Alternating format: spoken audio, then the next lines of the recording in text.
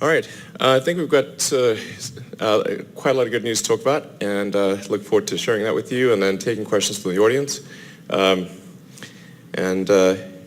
Yeah, I'm just really proud of the Tesla team for accomplishing so much against incredible headwinds.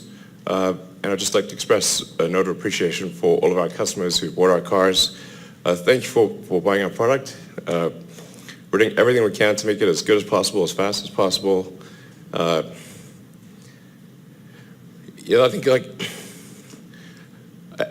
this is going to sound maybe a little cheesy, but at Tesla we build our cars with love. Like, we really care. I think at a lot of other companies, they're built by like the marketing department and the finance department, and there's no soul, you know. So like, we're not perfect, but we pour our heart and soul into the product, and we really care. So.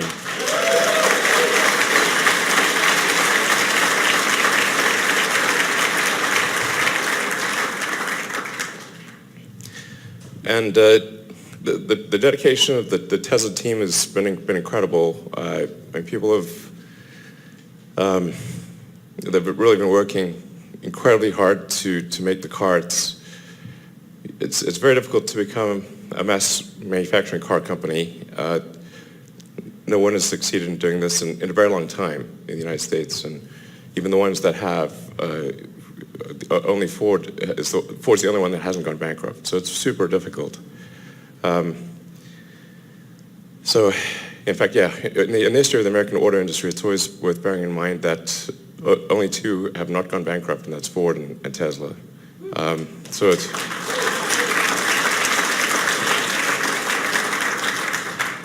it's insanely hard just staying alive. So I just want to be clear, it's really difficult. We've had people at Tesla who've sort of worked like 60 days straight, and we had like basically forced them to go home. Like, you gotta go home, man. You're gonna keel over. And then stuck back in to work. You're like, damn it, we said go home. But the net result is, despite a lot of difficulties, all lines, all parts of the Model 3 production system have demonstrated a 500 car per day capability, or a 3,500 car per week capability. So, and then we just did a big set of upgrades, and we're spooling out the production lines again. And I think it's quite likely that we will achieve a 5,000 car week by the end of this month. It's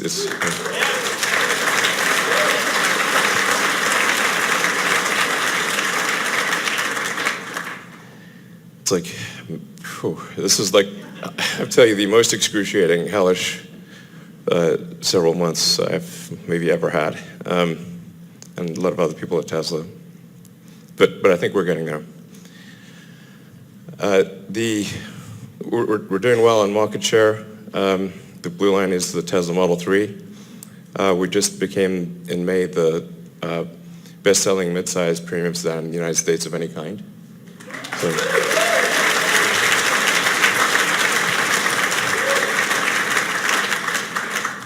So that's of any kind. So not just so it's beating all internal combustion engine cars, not just battery or hybrid or anything like that. And that's despite the fact that we still offer only one version of the car. All-wheel drive is coming out next month, and then we'll have the lower cost, the shorter range battery, lower cost car at around the end of this year. Is when we're expecting to do it. So we also made huge progress in the reliability of the car. So in the beginning it was a bit bumpy, and now as deliveries have risen, the quality and reliability of the car has improved dramatically. So it's improved by a factor of maybe 4 or 5 since start of production, and we're working on making that even better. Employee safety is a big deal for us. It's always tougher to achieve safety when you're building a new manufacturing line. So if you've got a manufacturing line that's in steady state, then you've got an opportunity to iron out the processes and make it a lot easier to build the car. As you're figuring things out, it takes a while to get there. So thus far in 2018, our average our injuries per person are 6% below the industry average, which is great because last year we were a little bit above, and now we're a little bit below, and that trend is continuing downward. So I think we've got a shot at being maybe half the injuries per person of the auto industry,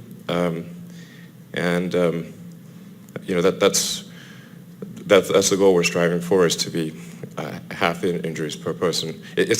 When you're building cars and you've got a huge number of people, it's impossible to be zero. Or we wish it could be zero, but we think being twice as good as the average in the auto industry is a very achievable number, and that's what we're working hard to achieve. It's worth noting that when the injuries, the vast majority of the injuries are repetitive stress injuries, so like back strain or wrist strain, but by far the most common thing. So, and the way to address that is with better tooling and fixtures, and rotating people through different roles, so they're not always doing the same action. And it's also boring to do the same action over and over again. So, we're making good progress on that, and it's also worth noting even our current injury rate is half that of what it was when Toyota and GM were operating the plant. So that is often lost in a lot of the media articles. So if we achieve our goal, we will be a quarter of the injuries of when it was NUMMI. So this is I really want to emphasize, this is a super important thing to me, because we obviously owe a great debt to the people who are building the car. I really care about this issue. So.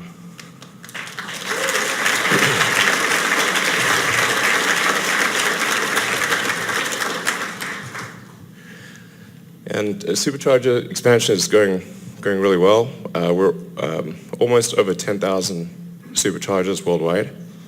Our goal is that you'll be able to go almost anywhere on Earth using the Tesla supercharger system. We're very excited about the next generation supercharger that is, it's mostly finished in design and will go into production hopefully around the end of this year. So supercharger generation 3 will be quite a dramatic improvement.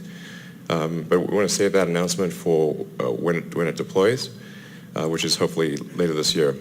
And then once we have that system in place, then we're going to accelerate the supercharger expansion even more.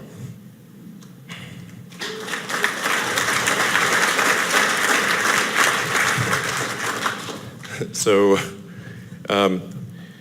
we've managed to do now a gigawatt hour of energy storage deployment worldwide. This is all the way through from the reign of Ramses II of Egypt through today, which I think is a very impressive period of time. And in less than a year from now, we will do another gigawatt. So it's a pretty massive, yeah.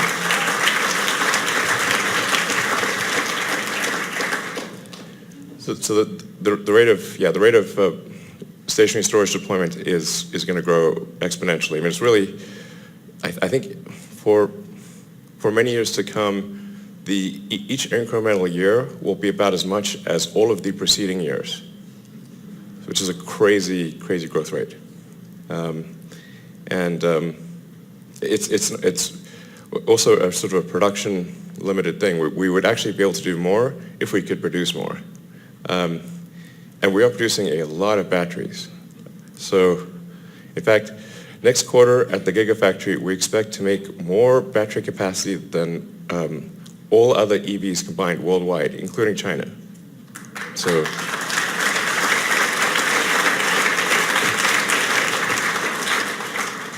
I mean, this is a really crazy amount of batteries. This one factory will make more than all the other factories on Earth. I think really deserving that the Gigafactory sort of title.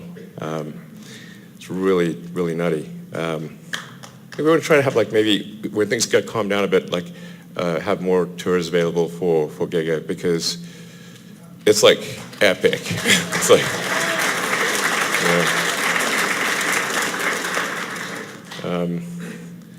yeah, it's like at least 2 hours to just walk through all of the parts of Giga at this point. Just to walk through everything takes 2 hours.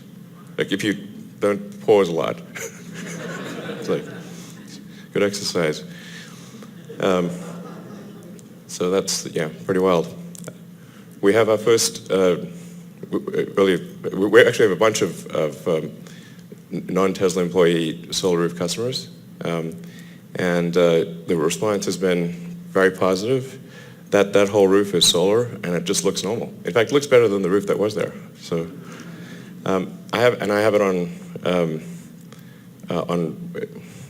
a house that I bought the little house across the road that used to be owned by Gene Wilder. It's sort of like a Willy Wonka house, and I was like trying to figure out how to have that go solar without kind of ruining the Gene Wilder aesthetic, which is I really like actually. So, but I was able to put these on Gene Wilder's old house, and it still looks like it still has the same character, which is great. We're spending a lot of time just validating the solar roof, because they need to last at least 30 years, ideally longer. There's only so much accelerated life testing that you can do on a roof. So before we can deploy it to a large number of houses, we need to make sure that all elements of the roof are going to last for at least 3 decades, ideally sort of half a century or more. But this is going to be a very big product. And it's also going to grow exponentially. And I think you kind of want to have a thing where if you look around the neighborhood, adding solar actually made the improved the aesthetics and feel of a neighborhood. I think that's a really big deal.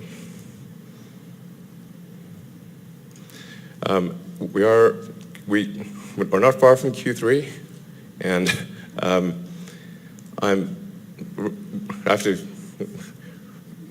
CFO and general counsel you have to watch what words you use in these situations. But I think it's really looking like we are going to have positive GAAP net income next quarter, and as well as positive cash flow in Q3 and Q4.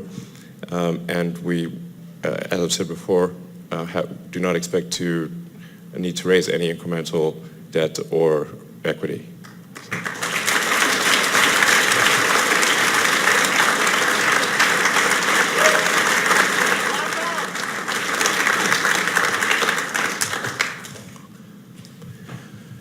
We've got some exciting products in the works. The Model Y is really going to be something super special.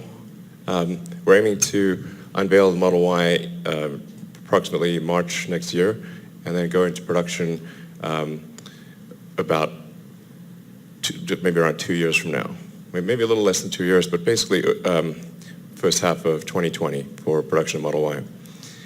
Something similar for Semi and Roadster. So these products are shaping up. I think Semi and Roadster are actually going to be even better than what was unveiled. We've figured out ways to improve the range and overall functionality of the Semi.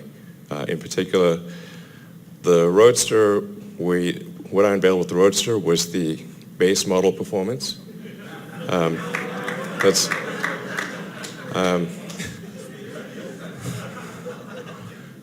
It's going to have a SpaceX option package.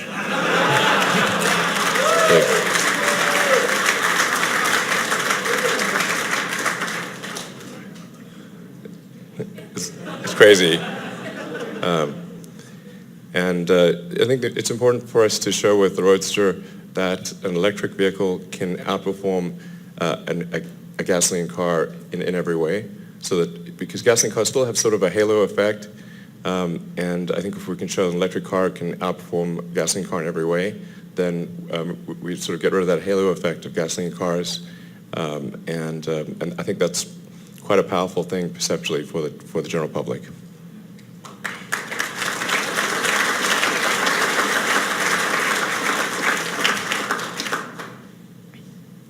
So these are just some questions that we got on Twitter. I guess we had some really insightful questions on Twitter, as well as some strange ones. Yeah, so one of the first questions is, for Model 3 production line, as I said before, we're really going to focus on manufacturing technology for Tesla, and we've made a lot of mistakes with Model 3 production, but we recognize those mistakes, and we're confident we know how to address them. In fact, we are addressing them, and long term, I think the biggest competitive strength of Tesla is going to be manufacturing. This is sort of counterintuitive, but it is going to be quite dramatic, I think. The approach to automation that we've taken, I think in some cases has worked, in some cases has not. But it's clear that there are some elements of production which are really well suited to people doing it, and some parts of production that are really well suited to robotics. And one of the biggest mistakes we made was trying to automate things that are super easy for a person to do, but super hard for a robot to do. And when you see it, it looks super dumb. You're like, wow, why do we do that? So it sort of makes sense to start off with an initial production line which has a relative bias towards people, and then you automate the parts of the production system that are the most painful and difficult for people to do. So particularly ones that result in repetitive stress injuries, or mechanically difficult. That's really a much better approach, and that's what we're going to do for Dreadnought Factories 1 and 2. It's a much more sensible way to do things. Let's see. Well, let me actually have some of the Tesla executive team come up. Guys, you want to come up and hang out?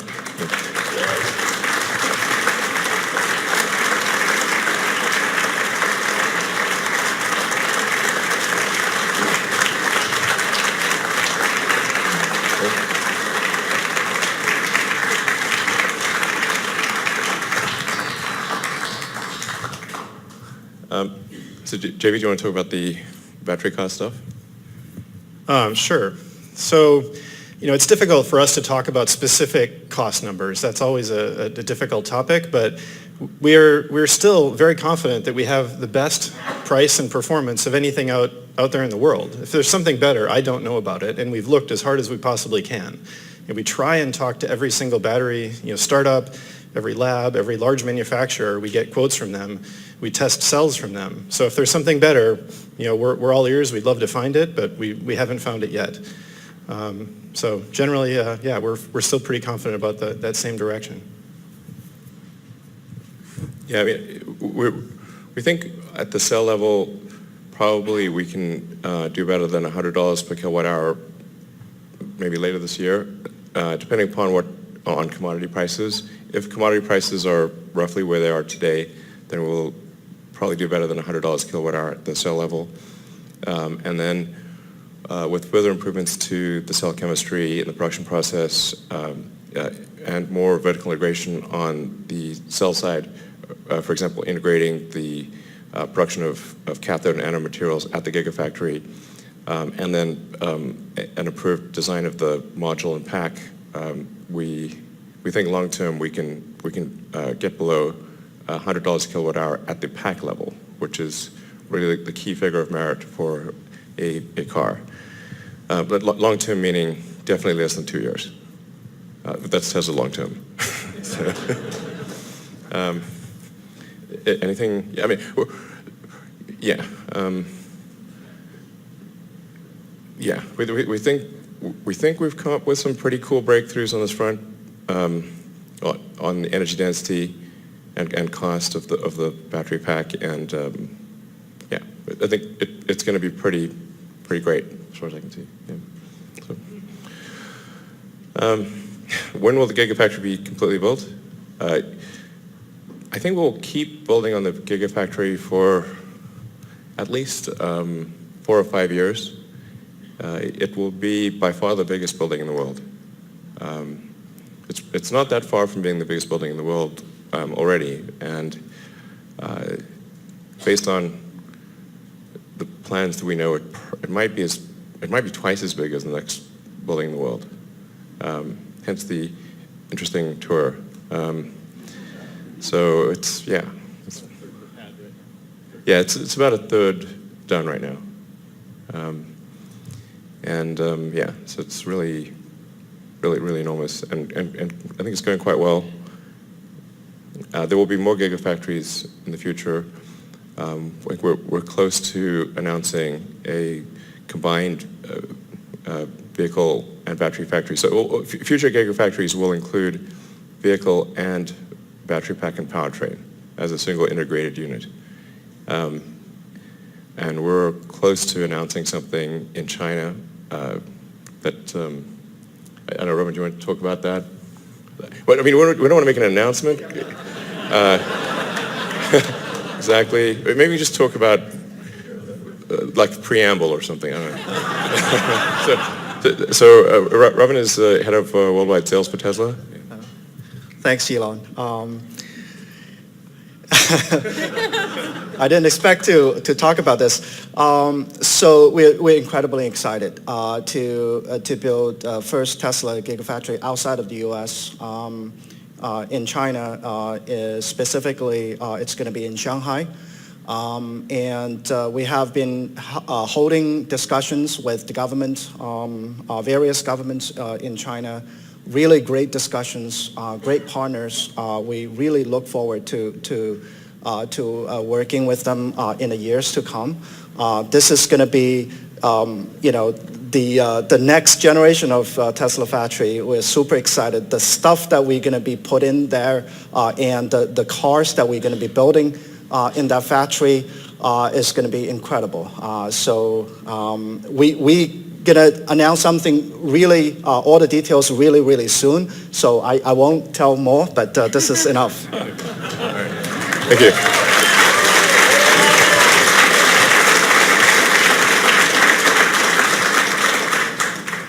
Particularly as we try to make cars more and more affordable, it's going to be important to localize production to at least the continent level. And so having a Gigafactory and vehicle factory in North America, one in China, and then one in Europe will be, that's sort of those are the obvious 3 places for vehicle and battery gigafactories.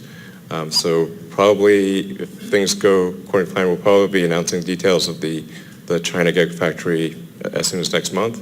And then Europe Gigafactory maybe end of this year, kind of depending on how we need to figure out where to put it exactly. So, but probably towards the end of this year for the Europe Gigafactory. And ultimately we expect probably there's 10 or 12 worldwide. So, just some questions on the Tesla Semi. We are going to do another revision of the Tesla Semi design because we've learned a lot, and we think we can actually make it even better than what was unveiled, and really have a range that is way beyond what people think, or most people in the industry think is possible.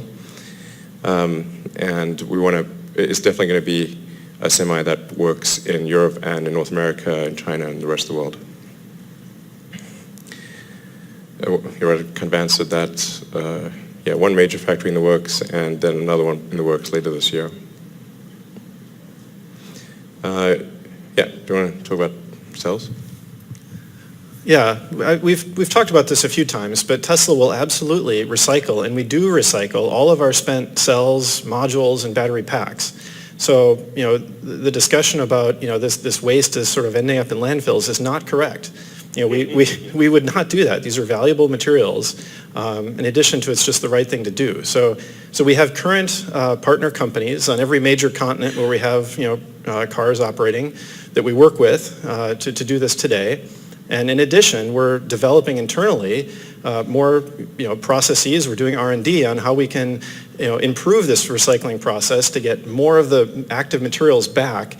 And ultimately, what we want is a closed loop right at the gigafactories that reuses the same recycled materials. This isn't impossible. We see a pathway to do it, but that's where we're headed with this. And today, we're on the way to do that. It's definitely something that'll be a huge benefit in the long term to cost, as we're able to reprocess more materials instead of actually having to mine new materials.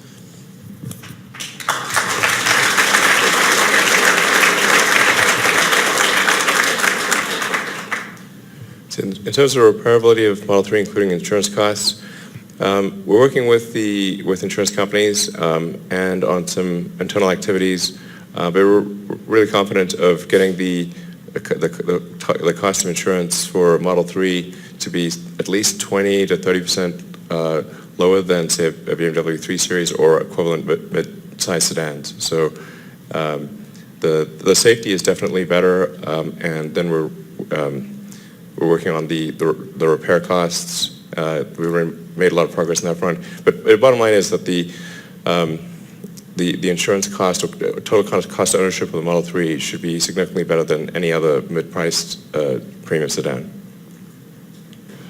So,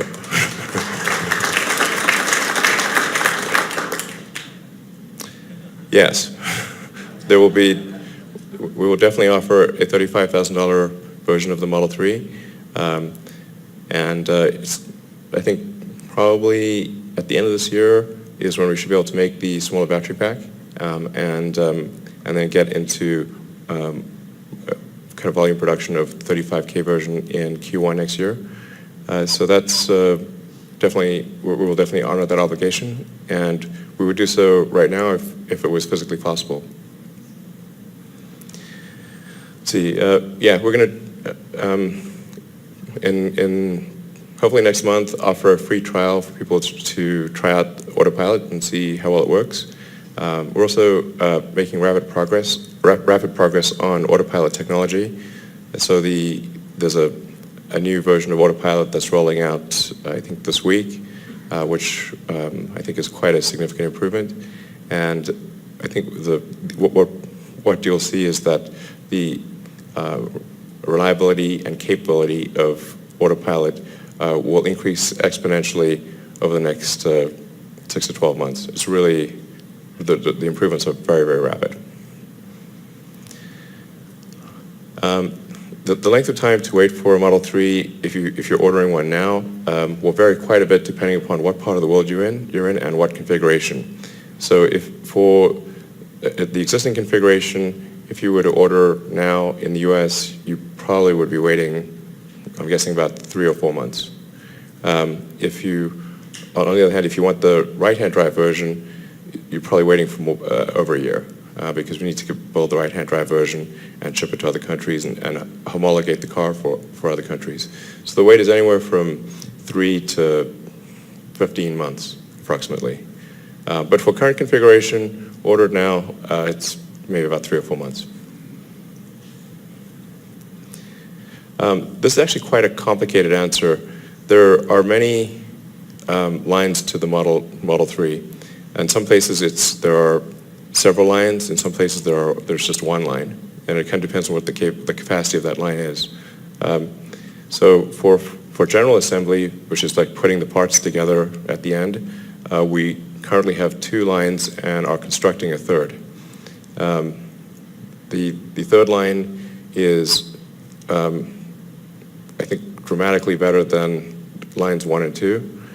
We started construction on that third line about 2 weeks ago, and we're already putting the first car through that line. So it's really crazy fast. And that's part of what gives me confidence about the 5K per week for Model 3. Currently the biggest constraint on output is general assembly. And I think we can probably get to 5,000 a week with the current 2 General Assembly lines, but with the third one, I'm highly confident that we can exceed 5,000 units per week. Oh, and then Model 3 test drives, we should be able to offer Model 3 test drives starting the end of this month. And I think we should have them in almost all stores in North America by the end of next month. We're rapidly expanding service centers. I think by the end of next, kind of year over year, we'll probably see a doubling of service center capacity for Tesla. And we're making major progress on the body shop front. We're also, it was quite a big deal.